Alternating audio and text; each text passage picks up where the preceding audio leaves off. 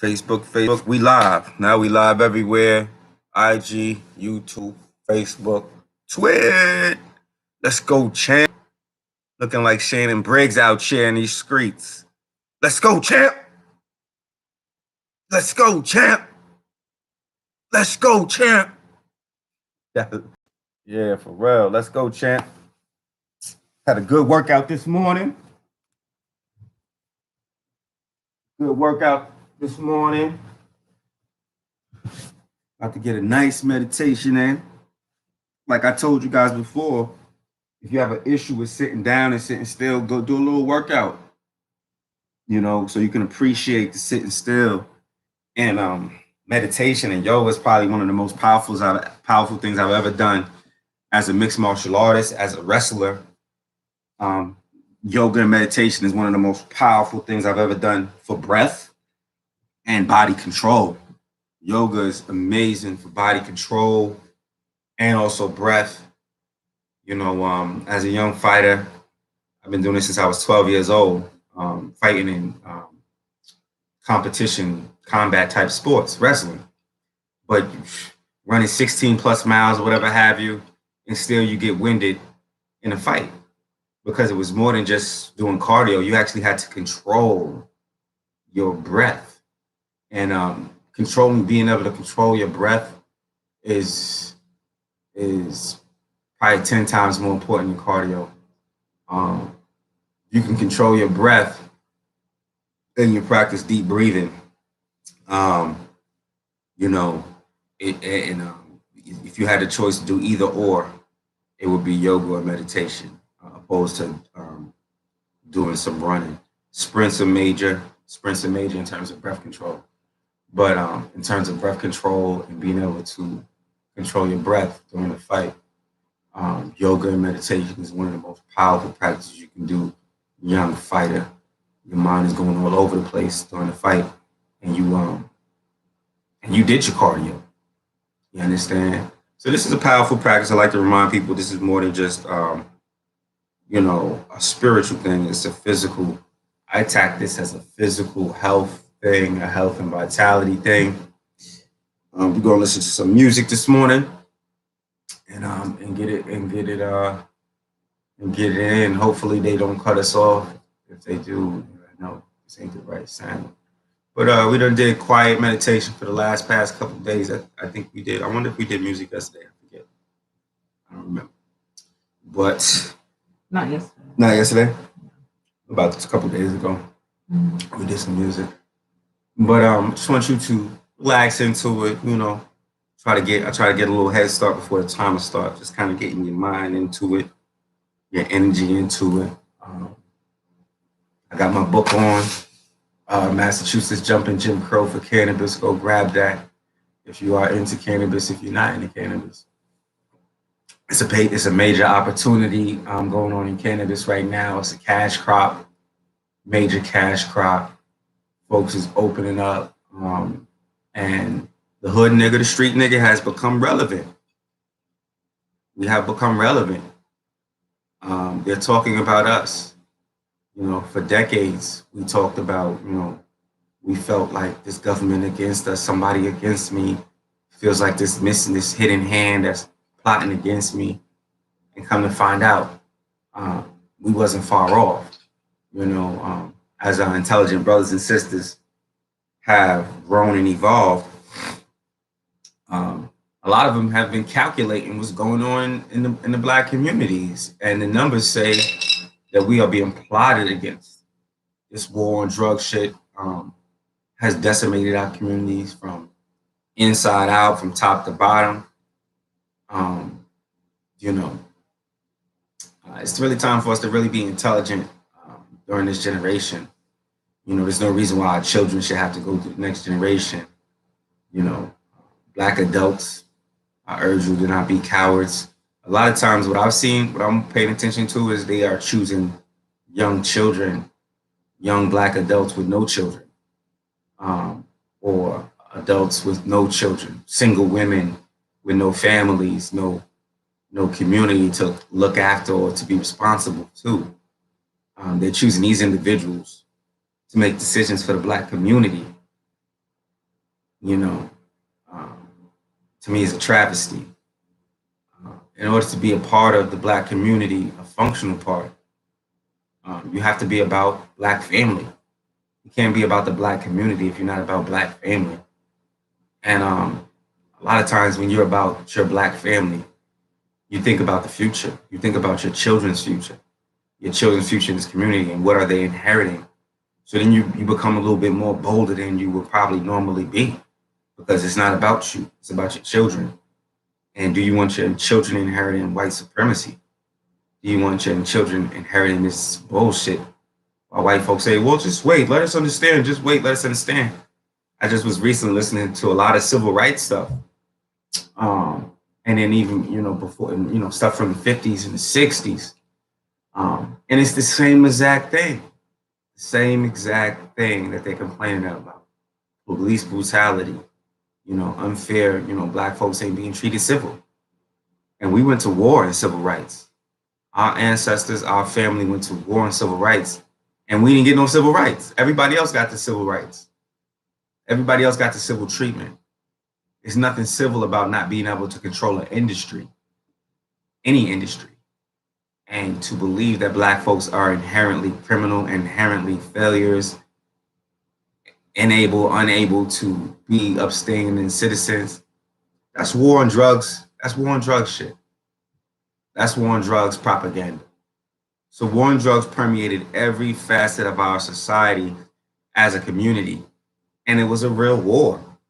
It was a real war, and it still ensues. What type of war? Like the stuff that we deal with in America, Black Americans, the shit that we got to deal with white America and these systems, you don't even have to deal with that in a war zone. These will be, we can't go to Iraq and attack their children, just to attack their children, do psychological stuff to their children. We couldn't go to Hiroshima, Japan, Nagasaki, Japan. We couldn't go to Vietnam and just wage a war on their children. This war that we find that we're in America, that this government has waged against us, they stopped calling it a war because I guess it's not politically correct anymore, but they're still doing it. My skin color is the reason for the stop. My skin color, when we get arrested, we're charged totally differently. We're charged, when, like I was telling people before, as a Black boy, you are treated with more scrutiny than a white man. A white man is treated with more compassion than a Black child in our system.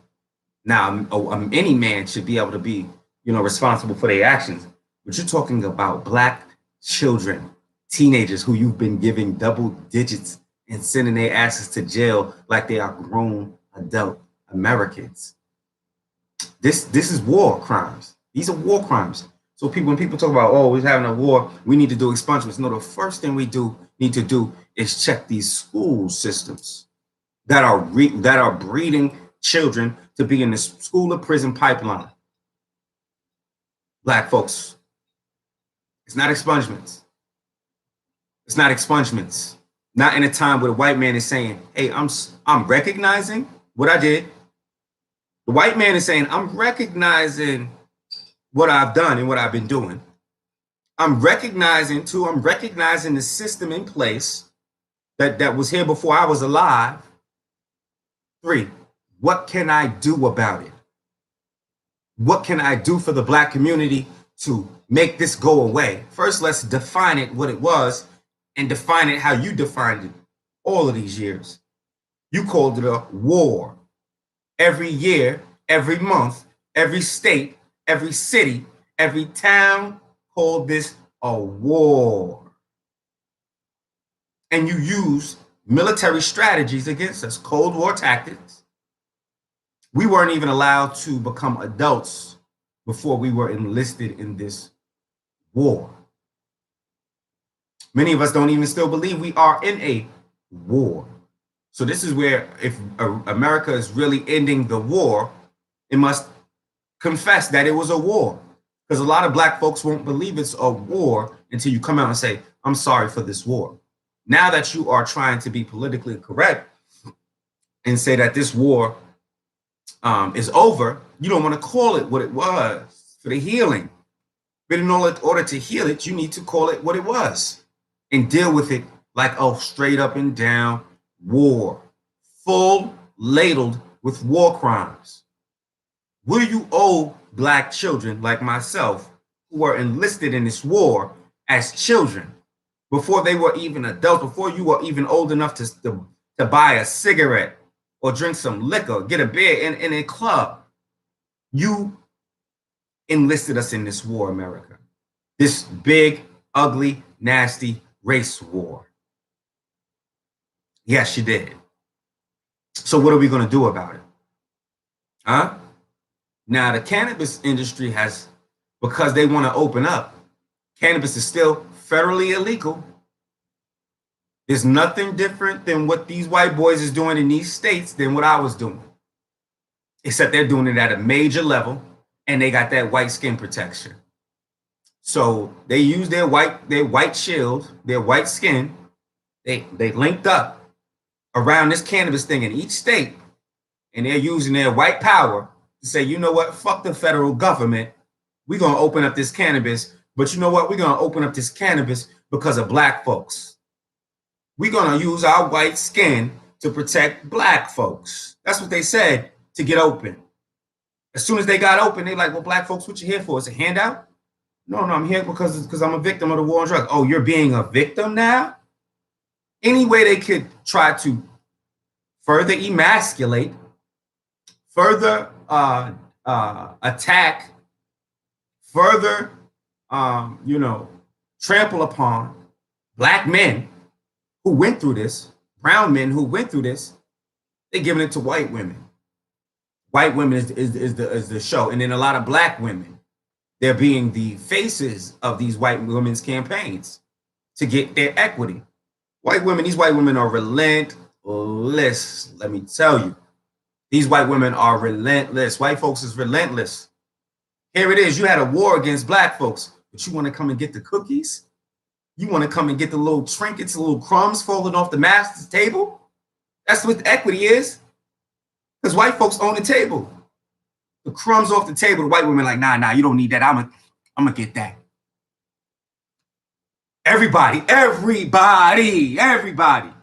Not just white women, Indian women, Indian folks, Asian folks.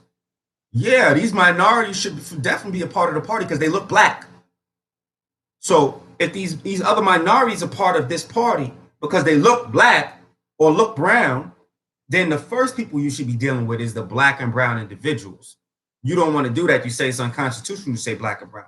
I got you. Well, all you have to do is go by our arrest records. Everybody will get a piece of the pie if you go by our arrest records. Black, brown, Asian, white, red, all individuals were arrested for cannabis. We're here because black and brown individuals were arrested in a demonstrative fashion.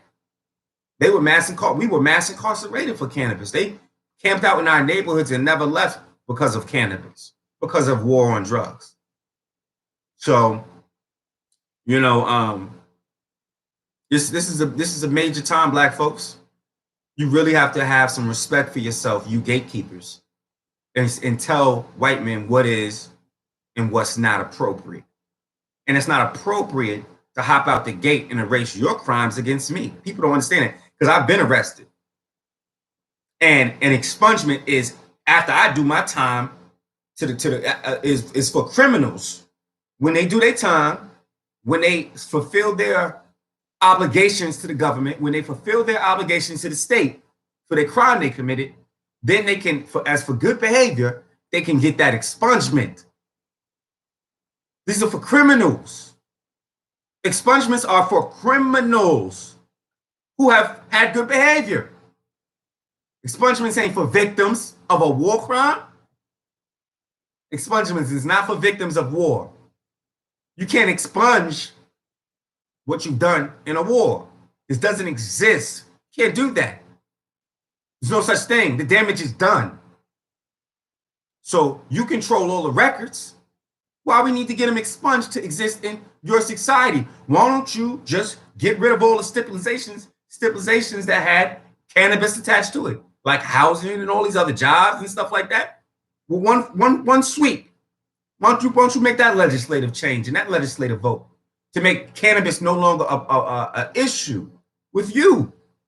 But because cannabis is still an issue with you, you want to expose what you did to, you want to expunge what you did to me so I can operate in your society? Your society?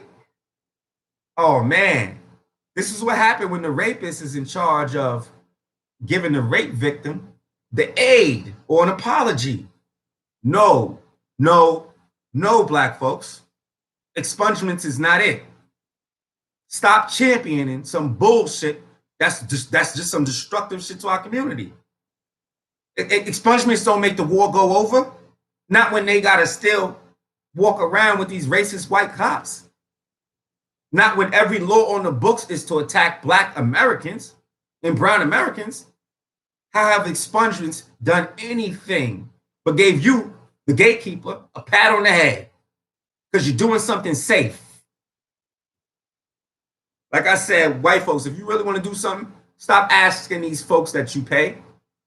Stop asking these black folks and brown folks and red folks that you pay, that are in a job position or that are in cahoots with corporations. Stop asking these folks. You understand me? Because they're here to hedge us. Shailene Title was here to steal the equity, diabolically steal the equity, as she still goes around and champions equity, equity, equity. That shows me how diabolical she is, because she had never mentioned the illegal priority status that she gave away to her company's constituents, Forefront Ventures and Vicente Sederberg. She'll never mention that. If you are really for people, as you sat in that social justice chair, how come you don't mention the illegal priority status that hundreds of licenses went out to? Every MSO, every multi-state operator that came over here, they didn't just get one a license, they got at least 3 licenses. So every operator that came over here, every MSO, they got at least 3 illegal licenses through equity, priority status. Now, what does a millionaire or a billionaire, multi-millionaire or multi-billionaire need with equity? Why they need cannabis equity? That's some foul shit. That's foul. You understand? And they did that shit at our expense. They just no, we're doing this for black people. We're doing this for black people. Operation, like in South Park, Operation Human Shield. Operation, Darky Shield, protection from the darkies. While they slipped in and did they big money, big business shit. So, this was a real war, real victims to this war.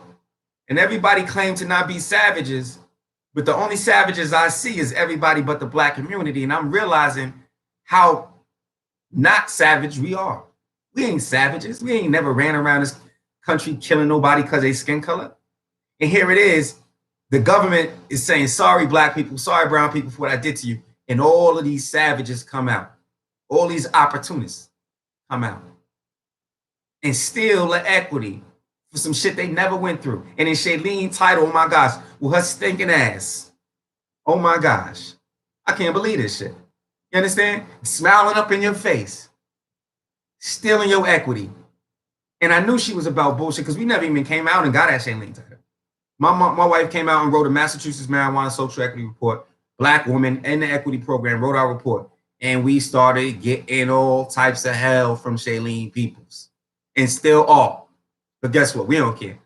You see what we stand for. You see what they stand for. You understand me? But the fact that black folks got this woman running around anywhere there should be black folks or a black man or a black woman, here we go. Nigga light, Shailene Title. And you see who her authority is. You understand? You marry who you marry is who you feel the authority of this world is. Here she married a white boy. That's cool. That's fine. You could marry a white boy and still be about black politics unequivocally. But you can't marry a white boy, then talk about you about black politics, and you co-signing a task force for another whole nother generation, a whole nother mass incarceration 2.0. You can't talk about you from black folks and you come up here and you fucking disenfranchise us from our own opportunity. So we started looking deeper at Shailene Title. And we like, oh shoot, she come from Colorado. There was no equity in Colorado. And same thing with Forefront Ventures and Vicente Sederberg. These individuals who wrote on our legislation and then stuck around to make millions off of us. And nobody see nothing wrong with that. But everybody was attacking us, though, for some corporate connections that we still don't have, that I still wish we had, that I came here to be a part of, some corporate connection. How else am I supposed to be risen up in this cannabis industry? What was your plan for me? Because they don't have one. They have no money for me. They have no plans for me. They just know that I shouldn't be a part and deal with any corporations. Okay, whatever. What about all these white folks that are opened up, that are part of corporations? What about these corporations themselves? How come you're not getting at them? Man, this equity thing is so loaded. And in Massachusetts, we got white folks leaving, like Grant Smith. Travesty. He's going around lying about my wife and I. Lying, talking about, oh, they got corporate connections. Oh, they're with the CDA. We ain't with nobody. But let the white boy tell it, he ain't got to produce no receipts like we produce. The receipts on the Colorado 6. He white, his skin is white. He been getting promotions ever since he been lying on black folks in Massachusetts. Talking about he for equity. Grant Smith. So, and here it is. I actually went through this shit, but I'm invalid. They went and found a white boy who been arrested for cannabis and gave him the best equity deal in Massachusetts. A white boy who was arrested for cannabis got the best equity deal in Massachusetts. And you know who designed that deal? My wife. She designed it for all equity program participants to have 100% ownership of their business. 100% ownership of their business through the pods, because they're like, well, what's your solutions? Well, we actually have a solution. And I don't think you really have a standing to say anything, white America, on this one, because all of your equity programs failed. All of your equity programs have failed the black community. And when we design a program that works, Shailene Title calls it a handout. Now we see who you really for. You really wish you was a white woman, Shailene. That's all you talked about during this equity period. White women. Oh, I don't see anything for. If you go back and listen to her tenure as a cannabis control commissioner, if you didn't talk about women and white women and what you're going to do for white women and women, she got it on you. She got on your ass. Your positive impact plans wasn't complete unless you added some white women up in there. And that's gross, because white women didn't go through marijuana mass incarceration. So how are we giving everybody Band-Aids for something they did not experience? But the people who did experience, we call them handouts. But we ain't calling that white woman a handout. We ain't calling these creepy ass white men hanging around our equity program handouts. We ain't calling all the white folks who got businesses through the equity programs. We ain't calling them handouts. We ain't calling them 40 acres and a mule that your ancestors got handouts that undergirded you with the land to lord over black folks. We ain't calling that handouts. So black people, I urge you not to allow white folks to shame you. They have no moral high ground in this arena whatsoever. Not when, as children, as a 14-year-old boy, I was made to be more responsible than my 30-something-year-old white friend who got hemmed up with heroin in Florida and got a fucking class. 30-something-year-old white boy got a class for bulk possession of heroin. I know the man personally. Got a class. And once the classes got too inconvenient from him traveling from Massachusetts to Florida, they moved his classes right up to Massachusetts so it can be nice and cushy. Well, I watched them send teenagers to jail for double digits for an 8-ball of crack. For less than an 8-ball of crack. You got to go to jail for 15 years. While white men are being made to be responsible for their crimes. We live this shit. And this only thing this tells me is that y'all are planning to continue the war. The war on us, our skin color, never stopped. You got some new shit for white folks where they can get their psychedelics, where they can get their weed, where they can get their crack and heroin and shoot up. And y'all can still arrest black folks. So this is where we at right now. And black folks, if you ain't willing to address it, go to the core of the issue, which is white supremacy. You could call it civil rights. Now we calling it equity. Every generation, they changing the bar because they don't want us to look back and say, well, if they call this civil rights today, That would force us to look back and say, well, what the fuck was civil rights? And we got to look at what happened during civil rights. Young people out of college. The craziest thing is to see these young, intelligent minds out of college who don't think their ancestors were intelligent as them, who think they are the epitome of the new. And you got to go look back at Stokely Carmichael and hear this intelligent brother talk, or you got to go look at a book, Miseducation of the Negro, published in 1960 something, and this brother talking the same way I'm talking right now. We not intelligent, and we not bringing nothing new, college folks and black folks. Do your history. Do your history. I was up in Rhode Island, this black dude talking about, oh, black people, we need to be business owners. And, the reason why we not where we at, because we don't own no business. He ain't done his history. The young brother in college ain't do his history. We've been business owners. We were the most affluent ethnic group in America. We had our own hospitals, own planes. You understand? So we ain't done our history to know who you is. So it's bigger than just, oh, I'm the first business owner. I'm the first black college. We had our own colleges. We had the first colleges on the planet. But we don't know our history. So we think we reinventing the wheel by being successful, a successful business, a college graduate, a president. We were all of that, and even more so. But we don't know our history. If we knew our history in our present, we would have to claim it. Just claiming it will be basic. Just claiming it and walking in it will be the bare minimum. Not, oh, you reach some heights that black people never reached before because you got a business, because you got a college degree. No, black folks, you ain't done your history, and you looking real dumb because white folks have educated you, and the whole time they've given you a white supremacy indoctrination. Nothing about black folks is nothing. Black folks did nothing, and that's what these college students think. We never built a building. We never built a structure bigger than a mud hut. That's what they think. That when white folks found us, we were illiterates, and if it wasn't for white people getting us up out of Africa and teaching us and raising us up, then we wouldn't be nothing. That's not accurate. History actually shows that black folks raised white folks up. Black folks went around the globe teaching white folks everything, from how to bathe to how to add letters to your words. Remember the Greeks? The Greeks were counting with letters. We didn't even give them the numbers. You think we built the pyramids with letters? You think we built the libraries, the great libraries in Nubia with letters and no numbers? We didn't give them the numbers. They couldn't handle the numbers. There's a group of Africans named Moors going around educating the entire globe. So we don't know our history, and we tend to look down on our ancestors because that's what white folks have taught us to do.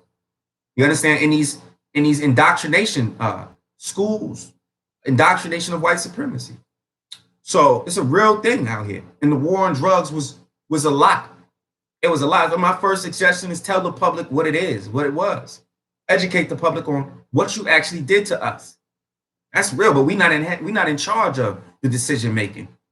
But as a victim of this war, the first thing is to educate everybody. The police, the school systems. The reason why black folks don't have no industry is because of this war. Tell the public that. You understand? Because everybody looking down on us because you telling us this story about these dysfunctional black people that never been nothing since slavery. That's a lie. Soon out of slavery, we had our own shit. We had import-export deals with other countries after slavery. White aggression, white Americans attacked us on every front. They invaded our communities, and they had some poor white Americans invaded our communities, killed black people because of our affluence and influence. That's what Tulsa, Oklahoma was about. They call it a riot. That's war on drug shit. Before the war on drugs, because it's the same thing. It's white supremacy, white aggression, white hate attacked us, always attacked us. Anytime we built community. That's why we don't have no communities today. We know if we put together a community, a functional community, white folks is going to get upset again and get nasty and ugly and kill us again. Every time white folks think black folks is getting a leg up, like they described in the Boston Globe, to antagonize white folks in this cannabis thing. Oh, looks like black people are going to get a leg up in the cannabis industry. Never happened. Rich white folks from out of town, but the Boston Globe won't say that. They started to report on it, then stop. The Boston Globe will never report on it, on these MSOs coming to take over our industry while they were talking about it was for equity. And Shailene Title don't say nothing about it. And you black folks think she for you. And then we check her connections. She got the same. She come from these folks. These folks raised her. Chris Crane, Forefront Ventures, raised Shailene Title since college, grooming her, molding her. All you SSDP children in college, all you black faces in college, yeah, white boy raising you to be part of his corporate pawns, like Shailene, a corporate pawn, because since it's not federally legal. Hey, all bets is off. Here comes the corporate espionage. Here comes the economic espionage. When you lift up a whole revenue in anything, but in this case, cannabis revenue that was meant for people, our legislation says the cannabis revenue was meant for the victims. Our legislation says the cannabis revenue was meant for the citizens of Massachusetts. And the citizens of Massachusetts says the cannabis revenue is going to go first to the victims of this war through equity. So the whole time they telling, oh, equity got to go first. Hang out for a second, citizens of Massachusetts. We got to let equity go first. The whole time it was big business from out of state going first. No equity went first. Equity didn't even get a chance. But Shailene Title sitting her ass in that social justice chair, stinking up the chair, never said nothing. Never said a thing with her stinking creepy ass. So, and it's crazy. So my wife's telling me I gotta go. But let's start this meditation. But I just we're gonna drop everything. We don't have to hold on to it. Black folks.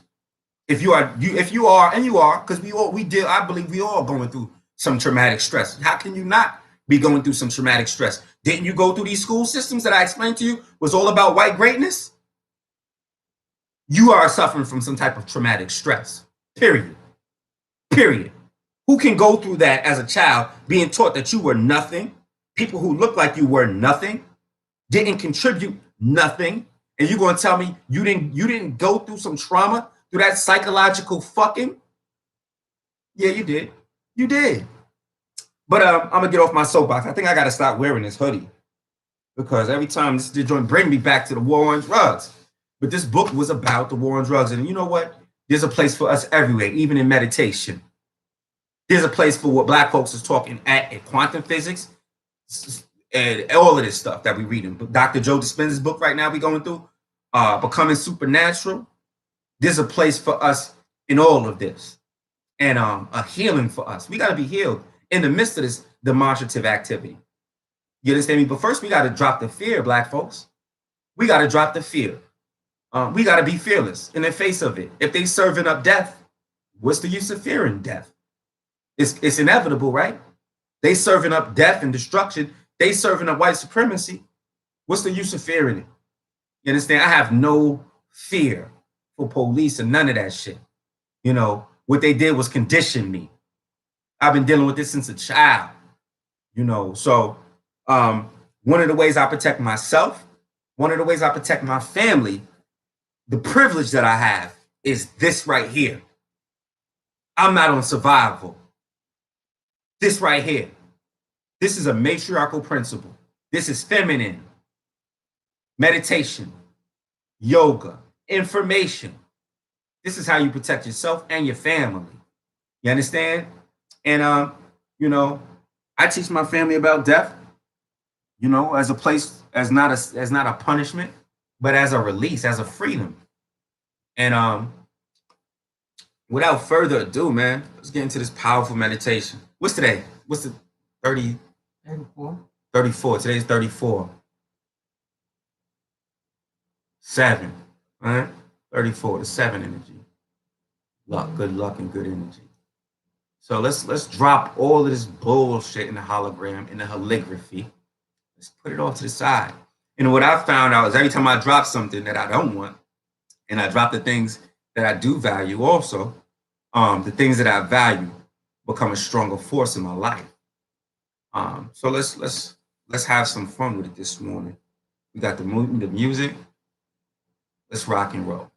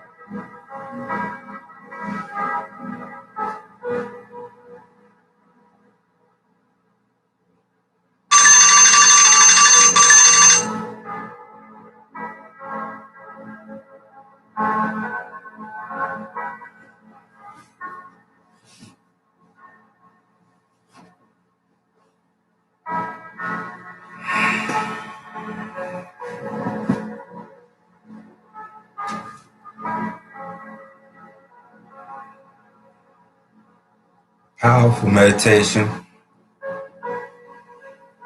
I think after today, we're going to be doing some laying down meditations. Um, Laying down. When I was doing the meditation, I usually mostly time sit leg style. You can leave it on, it's fine. I usually sit leg style, cross-legged style, or whatever have you. But it's powerful to open up the energy like this, to legs open. I felt something, felt a different energy being invoked. With the legs open, with the arms open like this. And this is similar to how you would sit, how you would do in a meditation laying down. Your legs is open, hands is to the side. So for the next 5 days, today is day 45, right? 30. 35? 34?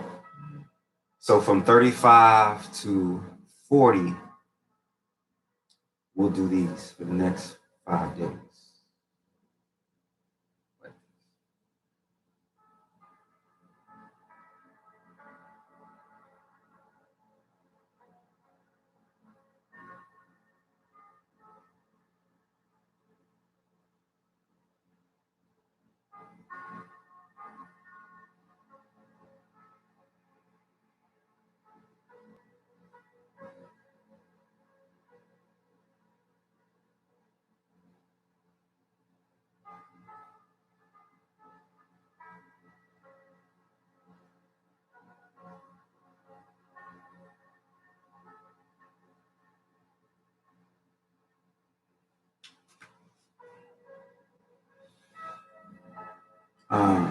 This is it's powerful, man. It's a powerful time. We gotta love ourselves, Black folks. And sometimes to love yourself, a lot of people ain't gonna like it because they so used to us not loving ourselves. They so used to us not demanding representation in industry, representation in civil rights. We the ones who fought on the front lines for civil rights, but the only ones who didn't get it. Black folks fought on the front lines for civil rights, but it went to everybody but Black folks. That's how it's going down. Even in this industry, my wife and I fight for equity, and they turn around and give our equity program that we designed to a white boy. So, but it's all good. It's all good with us. How many of y'all know that what's for you, nobody can take away? How many of y'all know that what's designed for you can never be taken away? So, my wife and I, we thought we came here. We thought we were invited to this position for cannabis businesses. We had no idea that we were going to be raising up into activists And I don't even like that activist term. Um,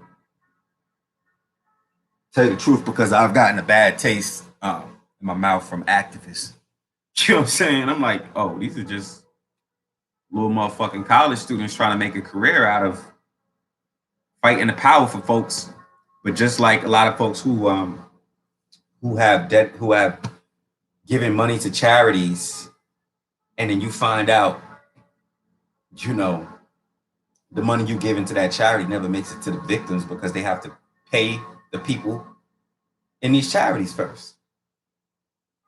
You give $1 million to a charity, 100,000 might go to the victims of whatever charity that is, because you got to pay the people who are making a career out of being in a charity, making a career out of being an activist. We ain't get a dime from nobody for doing shit.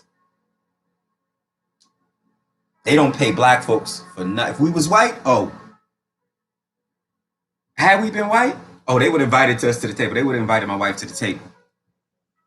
Had we been white, we would have been invited to the table. I see white folks who have been invited to the table because they say a little couple activist things and then they get invited to the table. We got arrest threats. Our black asses got arrest threats from the Cannabis Control Commission. Sent arrest threats to me and my wife. If y'all niggas don't stop what y'all doing online, we gonna come get you. And matter of fact, you are unsuitable for a cannabis business. No, those hundreds of licenses that you gave out were unsuitable for a cannabis business.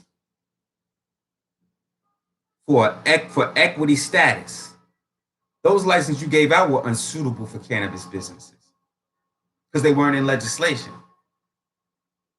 So, but I'm not gonna go back into that, not at the end of this. But it's a powerful practice that we're gonna be laying down for the next 5 days. Tomorrow's 45, right? I mean 35. I keep saying 45, 35. So we're gonna ride 35 all the way to 40. Laying. That's 6 days? 6 days. So for the next 6 days, we will be laying down. And maybe after that, for 40 to 50, we'll do another pose. Because there's so much freedom in meditation, but yet and still you're only considered a meditator or whatever if you sit like this. But the key that makes this position so powerful is the angles that the body is sitting in. And how many of us know that there's so many different angles we could sit in and breathe and partake. And every time I sit at a different place in a different way,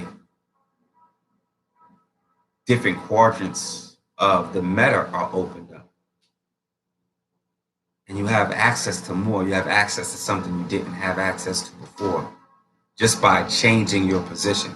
So we sat like this for the last 30 days, 30 plus days.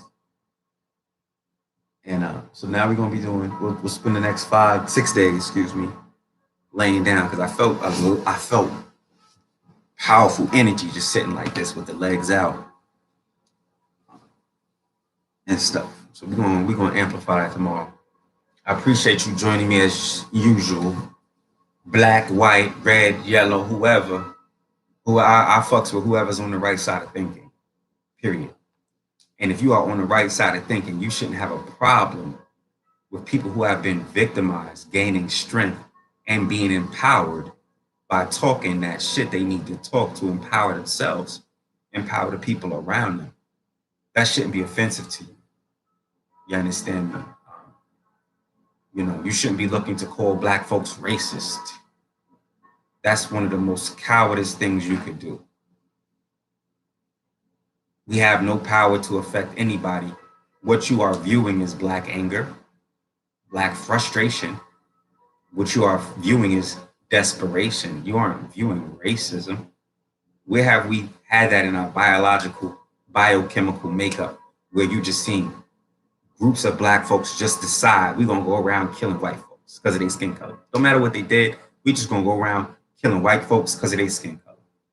That has never been our modal, never. So we're tired of being your savages.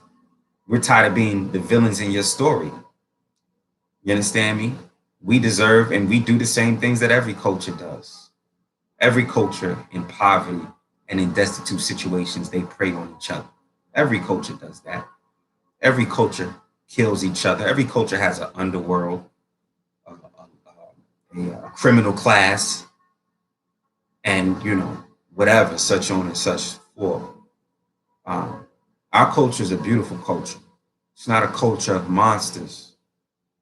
And the American people need to know that all of this propaganda, all of this stuff was war on drugs, propaganda. And check out the Bhagavad Gita. Go check out the Bhagavad Gita, because I was once plagued with the same things that Aaron was plagued with. Um, you get all this spiritualness, and you protect yourself and you surround yourself with matriarchal principles, and you don't have the same driving force as everybody else in terms of the carnal force to possibly fight, to um, to operate in a what we would consider a carnal way. But in the Bhagavad Gita, it's a powerful lesson being taught there. Powerful, powerful lesson being taught there. We are all born into energies, certain energies we are all born into. Damn, it's almost 2 hours today. We are all born into certain energies. And those energies, it will be blasphemy not to express those energies. The energy I was born on was the day of gutsy confrontation. We are all specialty tools. And our spiritual practices, our healthy practices, our practice for vitality should always strengthen us for our job and the tools we were made for. So go check out the Bhagavad Gita and listen to it. The spiritual lessons in there are about fighting. Aaron was faced with a dilemma. He didn't want to kill anybody. Here it is. He was a warrior, fashioned in warrior's culture. And it came time for him on the battlefield to go to battle. But he had elevated to such a higher state through your spiritual practice, which you will find there's no enemy but you and your thoughts. He was ready to abandon all of his people, abandon everything because of this higher understanding. But with true high understanding becomes sacrifice. So what you know shit? So what you know shit? Do you feel the injustices all over the planet? Then you must fight for those who can't fight for themselves. So what you know a peaceful way to exist? So what? So what? Your life is a sacrifice. Your life is a seed to be buried and planted so something beautiful can grow from it. So this is the trapping. This is the trapping that I had to escape. Listening to the Abraham Hickses, which is a powerful word and sister is true. Listening to the Dr. Joe Dispenzas. Listening to the 7 Hermetic Principles. Reading and studying the 7 Hermetic Principles. Undergirding myself and shrouding myself in matriarchal principles. It's getting long, ain't it, baby?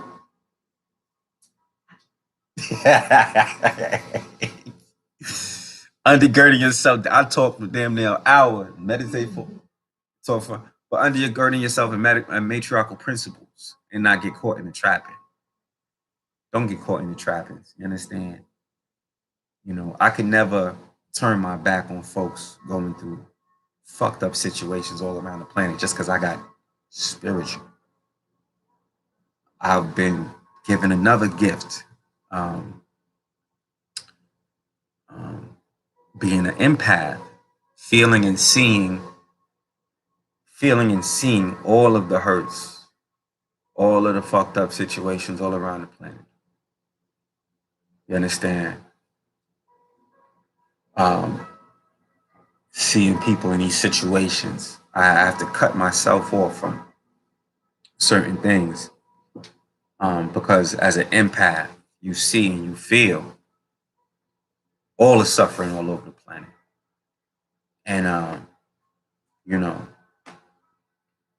I couldn't ever turn my back on those folks. I don't give a fuck how spiritual I get, you know. And I think the Bhagavad Gita is a powerful story for that, for all you spiritual folks.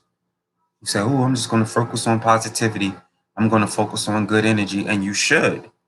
You should. You should. You definitely should. But there's another word called alchemy. Alchemy. You understand me? That stops things from just being linear or black and white. You understand me? It should bring you good energy, fighting for those who can't fight for themselves. It should bring you good energy. You should feel alive, risking your life, risking your freedom, risking your sanity for folks who are in fucked up situations all over the planet. All over the planet. In America, one of the biggest things that troubles me the worst is the human trafficking. It's children. I see my children. I see my babies that look to me for protection. I got, I got a 2-year-old. I got a 4-month-old. He 4 months? About to be 4 months old. And I look at these folks, and I got a 6-year-old, and I look at these individuals, my children, and I see how vulnerable they are to abuse, physical abuse, mental abuse, spiritual abuse. Now imagine people in charge of children that ain't theirs, through human trafficking, through all types of fucked up situations. Maybe their mama on drugs, their father not there, their parents not there, whatever. But that's one of my biggest things that I cannot get over. The men, women who rape and sodomize children. I think about my ancestors as children in the hands of slave masters. It's just horrible. If you got children, look at your children. And imagine them being in the hands of somebody who hated them, who didn't love them. Being an empath, that sounds real spiritual, I guess, but it's a burden, dude. It's a burden to have good energy and to know all the negative, fucked up energy all over the world and the planet. And it's being done to children. It's being done to children, the psychological warfare. I even think of myself as a teenager because, black teenagers don't get to be teenagers. They got to be adults. How they are treated. They got to be a lot more responsible than white children. And I think about that. Teenagers. Now we're not even talking about the babies, man. I was watching a joint on DMX and how his mother treated him. All the children, man, all over the planet. You understand? And we got to fight for them. I don't give a fuck how spiritual you are. You should be spiritual enough to observe, intake, do stuff about it, and then also get to your peaceful place. Through meditation, through yoga. I have access to it. I got privilege. If you can get into the meditation, if you can get into yoga, you are privileged. Everybody can get with it. If you can sit down and study metaphysics, quantum physics, you are privileged. What are you doing with that privilege? I hope you're using that privilege to help people.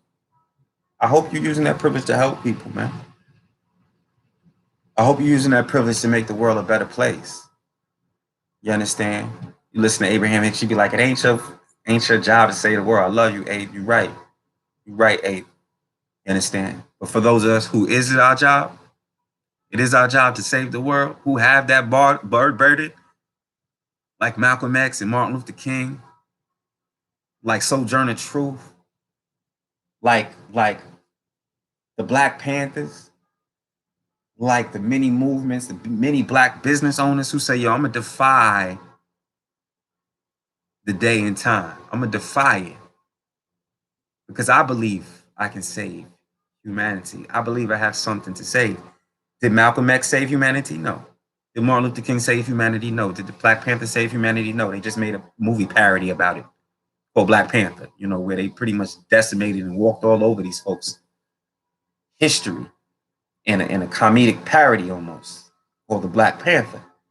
And how they ended that movie was so disrespectful. You got the world power, Black Panther. World powers can do anything, and they do boys and girls programs. Isn't that what the Black Panther was killed for? The real Black Panthers in real life, ain't that why they in exiles right now? Ain't they why they in jail right now, exiled and dead and killed? Because they want to have some self pride for Black communities. They did boys and girls programs, breakfast programs, lunch programs. They fed their community. These were college students. College students taking a stand. They could have went on with their little college degree and make money. They took a stand. You understand? And I believe all of us in privileged situations should take a stand, but you don't have to if you don't want to. Your first obligation is you and your energy. But for those of us who have the privilege, have the knowledge and wisdom of these higher positions and such, they should use that privilege and knowledge to help people, not try to lord over people with your spirituality. You understand? Nah, don't call me a guru. Don't call me Babalao. Call me nigga. Don't call me a spiritual teacher. Don't call me, whatever term of exaltation. Nah, I'm going to number myself with the American niggas. I'm a nigga. I'm a nigga. Straight up and down. An American creation. A nigga. Number me with the gang bangers and shit. Because I made some play, because I went someplace and I've learned some shit. Nah. I don't need your accolades. I don't need your motherfucking pedestal. What we need to do is do real work. And one of the real works that I do is show us how to stay safe and free. I got this book coming out, 400-page book, and maybe before the end of the year to be out. But I do a lot of teaching on how to stay free. And I use my personal experience as my arrest and teach you how to stay free through spiritual practices and such. So on my Bloods, Crips, Nietas, Latin Kings, Hoovers, whoever, neighborhood, rolling 60s, everybody, GDs,